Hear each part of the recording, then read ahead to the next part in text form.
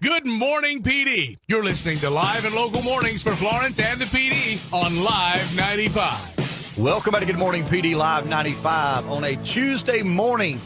Charles Richter, the guy who invented the Richter scale to measure earthquakes, was a nudist. Okay. That's random. Good for you, Charles. Wonder if he invented the Richter scale while he was wearing his birthday suit. I have no idea. Yeah. Hey, one of the interesting topics we talk about on this show, one of the few interesting topics we talk about on this show, most are very non-interesting, as we've talked Supreme Court, Democrats, Republicans, populism, socialism, but Nudists. Well, but economic trends is something I'm very interested in.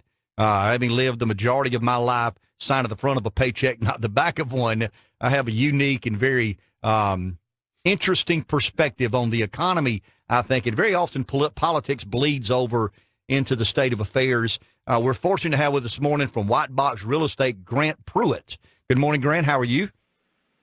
Good morning. Doing well. How are you? A lot of the cities and towns around America tend to look at. I wrote three things down when I found out you were coming on the show this morning. I grew up in a time that was void of e-commerce. We didn't have Amazon. We didn't have all these websites of which you could do the majority of your shopping. And the way you basically evaluated a town or community, there were gathering places like churches and schools and parks and malls.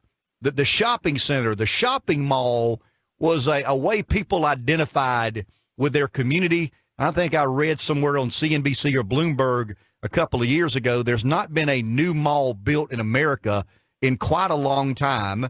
Grant is somebody who was in the real estate business. How important are malls, and what do you perceive as the fate and future of the shopping mall? Well, I think it's a little bit about perspective. Your comment about gauging a town on the malls or the size of the mall isn't necessarily taking the whole thing into perspective.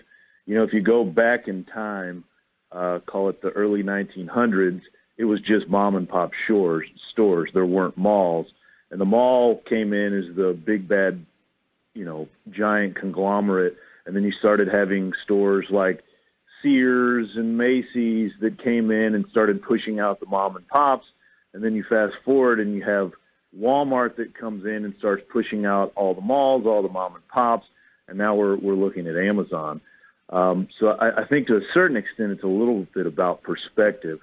But what I think you're going to see with malls is you're seeing a transition in real estate. I don't think you're going to see them die. I just think you're seeing them having to transition their use.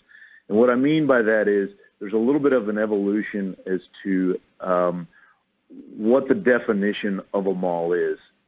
At this point in time, we're still struggling with the idea that we have a retail mall, we have an office building, we have an apartment, we have, a warehouse. And what you're seeing with retail in general, and really what you're seeing with real estate as a whole, is an evolution of really an amalgamation of all these verticals. And so what you end up having is traditional malls. If you're going to go to a mall, you're there for the experience. And so, some of your bigger property owners, I think I read that Simon Properties is spending $1 billion a year trying to update their malls. And what they're bringing into it are experiences. And that's what the consumer is demanding from the mall side. They're demanding experience, whether it's, an outdoor concert venue, a bowling alley, whatever it is. You're also seeing a adaptive reuse of what the traditional sticks and bricks mall can be. The thing about malls is they're extremely well located, and the most important things in real estate are location, location, location. And so what you can do is you can use that real estate piece for something else. So what are they using it for? Well, they're using it for packing and shipping. They're using it to fulfill that last mile for Amazon and so forth. And you've seen where some malls have gone in and they've put in central distribution points. They've put in central pickup points so that FedEx, UPS can go and pick up packages from one central place that's, 4 or 5 stores versus going to each individual store. And they also have a drop-off spot to where you can go and drop off for several of those, because Then you have inbound and outbound when you're dealing with returns coming in and out of the store. And so I'm not sure. I would caution people to think that everything's dying and that we're going to see, everything fall off. I think you're just seeing a transition right now, and we're wrestling with it as a consumer and, a population as to what does it look like. Grant, you mentioned population. When I think of a shopping center, a shopping mall, I think of a critical mass necessary to make it, profitable. I dabble in commercial real estate, so I understand, ROI and EBITDA and all these other sorts of things. Right. But I think you're arguing, and I think you're exactly, and I agree with you, whether we're right or not, we'll find out in the long run. I've always equated the day the internal combustion engine was revolutionized was a bad day for the blacksmith. People have always looked for disruptors in the American economy. E-commerce, without question, is a macro that everybody has to deal with. My question to you is somebody who's far more informed than I, it's population centric.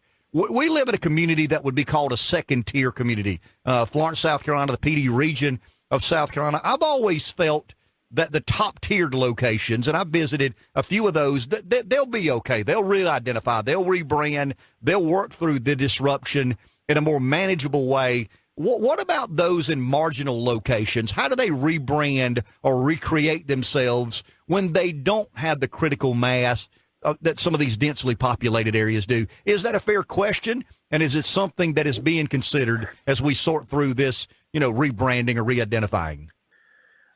To a certain extent, I think it's already been considered. I mean, you have 5,000 and 6,000 person towns that had a Walmart that came in, 25 years ago that pushed out all the mom and pops. And then, the big question was, are all the mom and pops going to die, or how are they going to adapt and evolve based on that? And I think you've seen how that's played out all across America, in that there is a niche for everybody. There is a niche for disruptors. There's a niche for whoever it is, especially a specialty retailer in each one of those communities.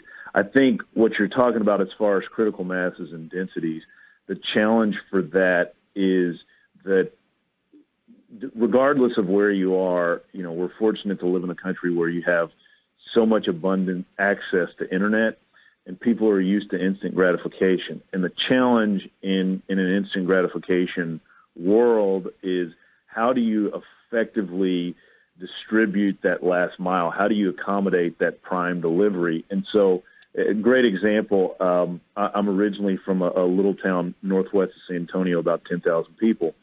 And, my in-laws will order something on Amazon Prime, and it takes 3-4 days for it to get there on Amazon Prime, whereas you could just go down to the store and buy it. Now, you can go to, one of the bigger metropolitan areas, and you can buy it, have it there in a couple hours. So I think that's a challenge that we're still trying to work out, and that companies are trying to work out, and that Amazon's trying to work out, as to how do you effectively distribute to that last mile. So I don't know if I have an answer to that question, because we haven't figured it out yet. Sure. Grant, appreciate your time. Very interesting conversation. Thank you. And once again, the devil will be in the details, and we'll find out where we end up. Thank you very much. Thank you.